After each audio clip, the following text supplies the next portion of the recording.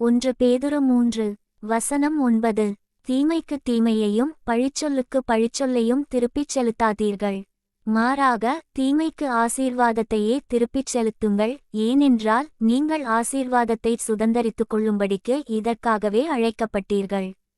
இந்த வசனம் ஒரு புரட்சிகரமான வாழ்க்கை முறையை கற்பிக்கிறது, அதாவது காயங்களுக்கு பழிவாங்குவதன் மூலம் அல்ல, மாறாக ஆசீர்வாதத்தின் மூலம் பதிலளிப்பது.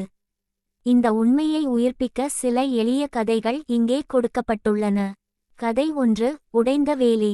அருகருகே நிலம் வைத்திருந்த 2 விவசாயிகள் ஒரு எல்லையை பகிர்ந்து கொண்டனர்.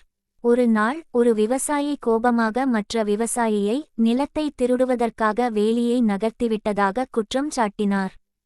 காயப்படுத்தப்பட்டு அவமானப்படுத்தப்பட்ட அந்த விவசாயிக்கு பதிலுக்கு வாதிட எல்லா காரணங்களும் இருந்தன.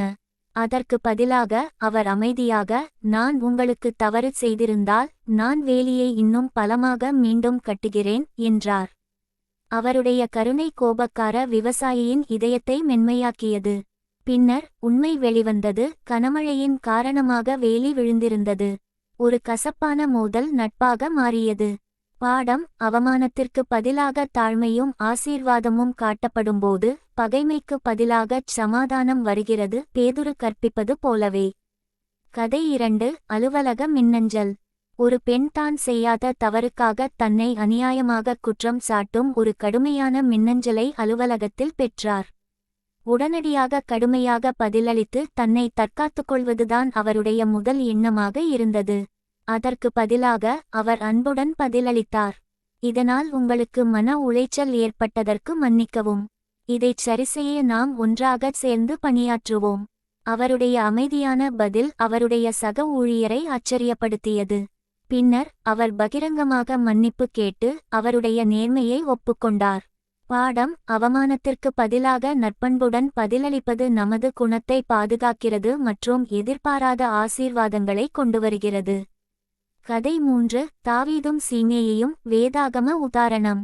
தாவீது ராஜா தப்பி ஓடிக்கொண்டிருந்தபோது சீமேயி என்ற ஒருவன் அவரைச் சபித்து அவர் மீது கற்களை எறிந்தான்.